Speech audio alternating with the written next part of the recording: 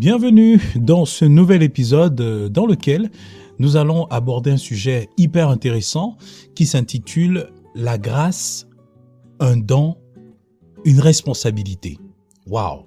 La grâce, un don, une responsabilité. Ça peut même faire l'objet d'un livre au passage pendant qu'on y est. Donc on aura pour titre « La grâce » et pour sous-titre « Un don et une responsabilité ». Bref. Si vous vous souvenez de la vidéo que j'avais enregistrée, bon, je parle à celles et ceux qui ont déjà suivi le podcast, qui le suivent, qui l'écoutent régulièrement depuis un certain temps. Si vous avez regardé la vidéo que j'ai faite au sujet de la sortie du livre Vital, dans cette vidéo, je précisais que la grâce, c'est un don, mais c'est aussi une responsabilité. Et je vais essayer de l'expliquer dans ce podcast, dans cet épisode particulier, parce que je sens dans mon esprit l'importance de le faire, de le rappeler pour les chrétiens, de le rappeler aussi pour les personnes qui sont en dehors de la bergerie et qui ont besoin de réaliser la faveur imméritée de Dieu, en fait. Ils ont besoin de comprendre cela.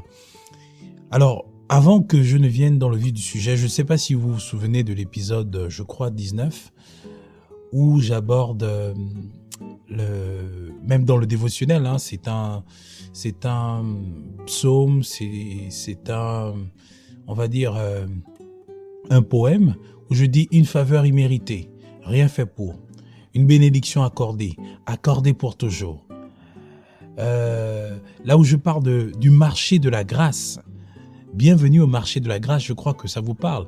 Si jamais vous ne l'avez pas écouté, vraiment je vous invite à le réécouter, c'est l'épisode numéro 19, je crois, et vous avez aussi la possibilité de l'écouter dans le dévotionnel, donc Vital Dévotion. C'est vraiment un texte qui est rempli de l'esprit, je le crois, et moi-même, lorsque je l'écoute, je suis encore béni, et je pense que ça bénit aussi pas mal de personnes. De toute façon, j'ai eu des retours de certaines personnes qui ont été bénies par le dévotionnel dans l'ensemble, et particulièrement de ce titre-là qui s'intitule « Le marché de la grâce », où on parle vraiment de la grâce de Dieu. Alors, lorsque j'ai dit ceci, on peut venir maintenant sur le vif du sujet. Alors, la grâce, lorsqu'on se réfère au livre d'Éphésiens, Paul nous décrit la grâce comme une faveur imméritée. C'est par grâce que nous sommes sauvés par le moyen de la foi. C'est la source de notre salut, elle a été manifestée. Elle nous enseigne à vivre dans le siècle présent selon la sagesse, la justice, et en attendant la bienheureuse espérance et la manifestation de la gloire de notre Seigneur et grand Dieu, Jésus-Christ, etc. Dans Tite, Paul nous rappelle ce qu'est la grâce. Il donne une définition de la grâce. Alors ça, c'est très bien. Mais de façon générale, lorsqu'on demande à une personne, c'est quoi la grâce? La première définition qui nous vient tout de suite à l'esprit, c'est une faveur imméritée. C'est un don. C'est quelque chose dont on n'a rien fait pour, mais qui nous est accordé de façon gracieuse. Voilà. En gros, c'est cette idée qui nous est présentée. Et effectivement, c'est juste parce que lorsqu'on se réfère à Jean 3,16, la Bible nous dit « Car Dieu a tant aimé le monde qu'il a donné son Fils unique afin que quiconque croit en lui ne périsse point, mais qu'il ait la vie éternelle. » Donc, Dieu a eu cet amour tellement grand et tellement immense que cet amour l'a conduit à agir en notre faveur, à nous accorder le sacrifice salvateur qu'il fallait pour notre rachat. Et il l'a fait justement, et aujourd'hui, parce que nous l'avons reçu, nous sommes devenus enfants de Dieu. Et le monde aujourd'hui a la possibilité de trouver en lui le salut. Je parle de celles et ceux qui ne l'ont pas encore accepté. Donc c'est une grâce. Par amour, Dieu a déjà fait quelque chose en notre faveur. Mais ça, c'est la grâce qui sauve. Ici, il s'agit du salut. Mais j'ai envie de venir sur quelque chose de plus, on va dire, naturel, dont on peut se passer, on va dire, des considérations bibliques, entre guillemets, à première vue. En l'occurrence, lorsqu'on parle des talents. Voilà. Parce qu'aujourd'hui, la société est telle qu'il y a des personnes qui croient, il y a des personnes qui ne croient pas. Il y a des personnes qui sont riches, qui sont milliardaires, qui sont athées, qui ne croient pas en Jésus, qui ne croient pas en Dieu et qui ont développé leur talent, qui s'affirment dans la vie, qui ont, j'ai envie de dire, qui sont dans leur mission de vie et voilà, qui se disent, bah, tiens, moi j'ai pas connu Jésus, mais j'ai ceci, j'ai cela, etc. Je n'ai pas Dieu, enfin je crois pas en Dieu, mais je me réalise, je suis en paix, je suis libre, etc. Comme je le disais souvent dans les, j'ai envie de dire, la première saison de ce podcast. Il y a des personnes qui sont heureuses, mais sans Dieu, entre guillemets.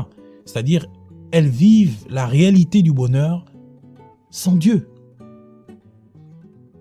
Mais c'est vrai que j'apporte une nuance en disant, attention, vous êtes heureux, vous vous dites heureuse, vous dites heureux sans Dieu, c'est bien, mais attention, vous n'avez pas bâti votre bonheur sur le fondement solide. Le fondement solide que nous recommande la parole de Dieu est Christ. Parce que la parole de Dieu nous dit que la personne qui écoute la parole, on sait que la parole a été manifestée, c'est Christ, qui la met en pratique, eh ben, est comme cet homme qui bâtit une maison sur un fondement solide. Et le fondement solide, c'est Dieu. Si l'Éternel le bâtit, celui qui bâtit le fait en vain. Donc, la parole était Dieu, la parole était avec Dieu, la parole était Dieu et tout ce qui était fait par elle. Rien de ce qui n'était fait n'a été fait sans elle. En elle, il y avait la vie, en elle, il y avait la lumière. Donc, vous voyez, c'est juste un rappel à chaque fois pour nous montrer que si nous bâtissons notre vie et nos projets sans Dieu, si jamais nous nous disons heureux, eh ben, nous devons savoir que ce bonheur ne réside pas sur quelque chose ou ne repose pas sur quelque chose de solide. Et à la fin, nous serons malheureusement déçus parce que la Bible nous dit, le jeune homme riche est venu vers Jésus. Il a dit, grand maître, qu'est-ce qui me manque pour avoir la vie éternelle? Et on a compris que rien ne peut acheter le salut. La Bible nous dit que Dieu l'aima, Jésus l'aima et lui dit, vends tout ce que tu as et donne-les aux pauvres. Ça ne veut pas dire que les riches doivent vendre tout ce qu'ils ont et devenir pauvres pour avoir la vie éternelle. Il s'agit tout simplement de créer d'amener ces derniers à réaliser dans leur cœur qu'ils ne doivent pas reposer leur fierté et leur estime de soi ou leur valeur sur les biens matériels, sur ce que ce monde a à offrir ou à proposer. Mais bien au contraire, ils doivent justement être riches en bonnes œuvres, riches en bonnes actions et baser leur foi sur Christ, comme Paul le recommande dans l'épître de Timothée. Alors tout ça, c'est vraiment pour essayer de nous donner de comprendre l'importance de bâtir sa vie sur la parole de Dieu. Mais c'est une grâce en fait. C'est une grâce pour celles et ceux qui disposent de certaines richesses, qui ont développé leurs compétences, qui ont des talents extraordinaires qui leur permettent vraiment de s'affirmer dans la société de façon à se créer des opportunités. C'est une grâce de disposer de ces talents-là. Chacun de nous aurait pu naître avec un handicap, privé de la voix par exemple. Aujourd'hui, vous m'écoutez, mais c'est une grâce. Alors que j'enregistre encore ce podcast, je réalise que c'est une grâce de disposer de la voix. Il y a des personnes qui n'ont pas cela. Donc, ce n'est pas mérité. Nous sommes nés avec cette capacité, avec cette faculté naturelle. C'est une grâce. Tout est grâce. Bien sûr, il y a le travail. Et là, on va y venir parce que ça concerne le côté responsabilité. Mais d'abord, à la base, c'est une grâce. C'est une grâce d'avoir la voix. C'est une grâce d'avoir ces deux jambes fonctionnelles et opérationnelles. C'est une grâce d'avoir le souffle de vie. C'est une grâce. C'est important d'abord de réaliser ça avant qu'on arrive sur vraiment l'essentiel de cet épisode. On parle du postulat selon lequel tout ce que nous avons, nous l'avons par grâce. Vous êtes de quelle nationalité? Vous êtes de quelle race? Vous êtes de quelle famille? Vous êtes de quelle tribu? Vous êtes de quelle communauté? C'est une grâce. Ah oui, moi j'aurais aimé être un Américain, j'aurais aimé être un Français, j'aurais aimé être ceci, cela. Non, c'est une grâce. Acceptez-vous tel que vous êtes. J'aurais voulu être blanc, j'aurais voulu être noir, j'aurais voulu être grand, j'aurais voulu être court, j'aurais voulu être un peu plus... C'est une grâce. C'est une grâce. Dieu ne s'est pas trompé en faisant de vous ce que vous êtes, en définissant même les conditions dans lesquelles vous devez venir dans ce monde. Dieu ne s'est pas trompé. Alors, moi, je vais juste préciser quelque chose. La grâce est un don, mais elle est aussi et surtout une responsabilité. C'est vraiment ça le cœur de ce message. la grâce est une responsabilité. Oui, nous sommes sauvés par grâce. Oui, nous disposons de nos talents, de nos dons, toutes les facultés intellectuelles, instinctives que Dieu a mises en nous. Oui, c'est une grâce tout ça. Mais après qu'on ait compris que c'est une grâce, nous devons réaliser que c'est une responsabilité de les avoir.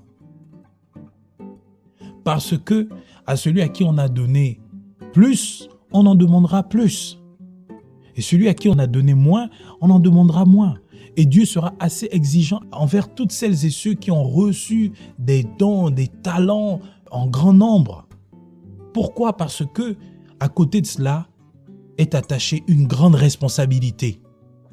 Vous connaissez la parole des talents de ce monsieur qui allait en voyage et qui a laissé la responsabilité de la gestion de ses biens à ses serviteurs.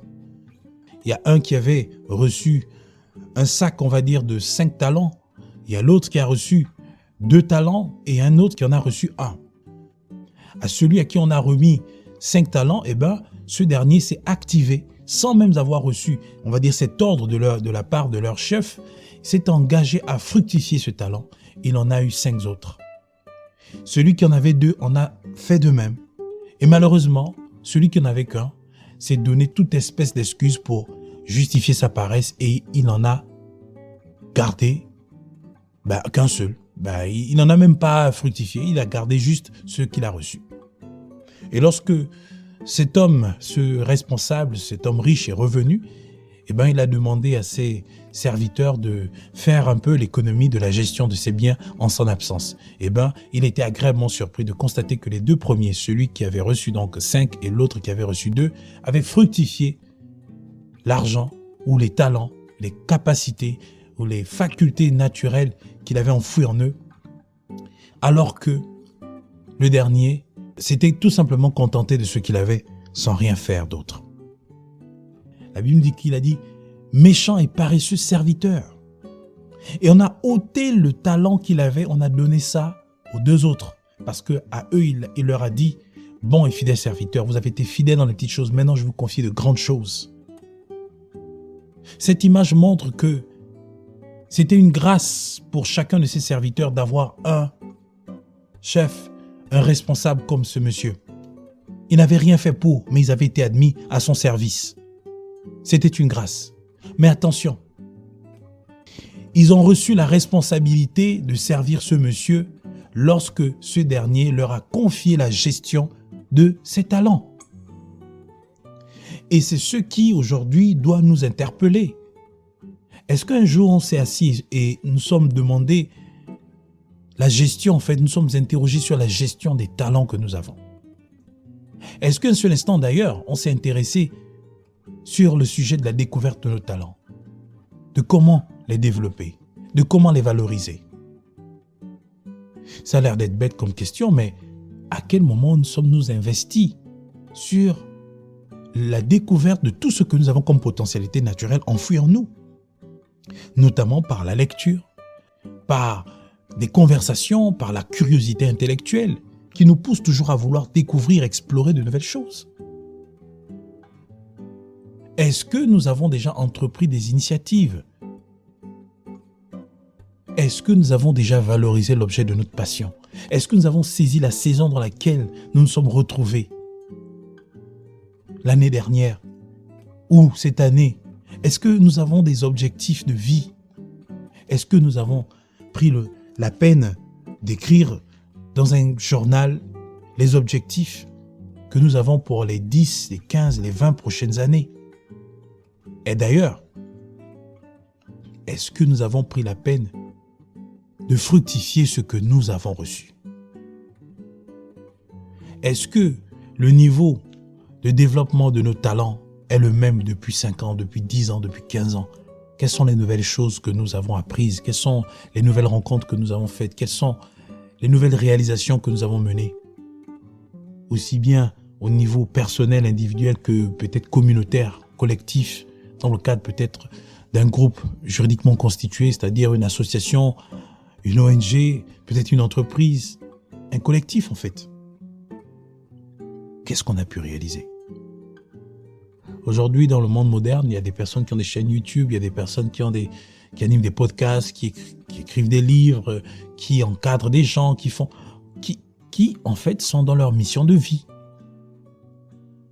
C'est-à-dire qu'ils font vraiment des choses qui activent leur passion, qui leur permettent vraiment d'être en harmonie avec leur boussole, j'ai envie de dire leur GPS naturel, quoi. À quel niveau sommes-nous? Quelles sont les réalisations? Est-ce que nous avons pris le temps d'apprendre auprès des personnes pendant un certain temps et après on s'est découvert et on est entré dans notre vision personnelle? Est-ce que on fructifie ce que Dieu nous a donné? Dieu nous a donné des talents. Dieu nous a donné des dons spirituels. Dieu nous a donné des facultés instinctives, la capacité à discerner, à cerner la saison dans laquelle on est, à cerner la passion du moment, à cerner en fait ce qu'on doit exercer à l'instant T. Il y a trop de questions comme ça. Pour vous aider en tout cas dans ce sens, ça n'a rien de c'est pas du marketing, mais vraiment j'ai été saisi par ce sujet et je me suis dit tiens, il faut revenir là-dessus. Et donc pour vous aider, je vous propose le livre Exprime ta passion et suscite des vocations. C'est un livre qui va vraiment vous aider dans ce sens. Ou mon premier livre, La culture entrepreneuriale selon l'approche CIDC, qui montre comment découvrir, développer et valoriser son talent. Oui, parce que la grâce que Dieu nous donne, c'est aussi une responsabilité. On a la responsabilité de valoriser, c'est-à-dire sortir, extraire la valeur de ce don. C'est comme en fait une ressource naturelle. On l'explore, on la découvre, mais on va la travailler, on va la raffiner, on crée un autre produit, un produit dérivé de ce produit-là. C'est ce que Dieu attend de nous. C'est une responsabilité. Il en est de même pour le salut. Dieu nous a donné la vie éternelle. Aujourd'hui, on a accepté Jésus. C'est un don, mais il y a une responsabilité. Qu'est-ce qu'on en fait? On doit annoncer l'évangile, on doit gagner les âmes à Christ. Quelles sont les initiatives qui naissent de nous? Est-ce que nous allons prêcher l'évangile? Est-ce que nous faisons des choses en fait pour gagner des âmes en fait? Est-ce que nous prenons des initiatives? Est-ce que nous développons d'ailleurs notre capacité de prise d'initiative? Est-ce que nous arrivons à développer cette capacité de prise d'initiative? Si nous n'arrivons pas, la Bible dit « Mon peuple périt par manque de connaissance ». Et la connaissance, elle est lumière. Elle nous éclaire en fait. Elle nous donne de comprendre et de cerner les possibilités, les opportunités qui se présentent à nous en fait. C'est à nous de les saisir. Et nous devons nous cultiver pour cela. Parce que disposer de la grâce de Dieu, c'est disposer d'une responsabilité. La responsabilité de fructifier. Fructifiez-vous, Dieu dit à Adam et Ève. C'est valable pour tout ce qui concerne la vie de nos finances, la vie du travail, de nos réalisations, de tout. Comprendre cela nous permet d'aborder le sujet de la grâce autrement. Que dis-je? D'aborder la vie autrement. Que Dieu vous bénisse.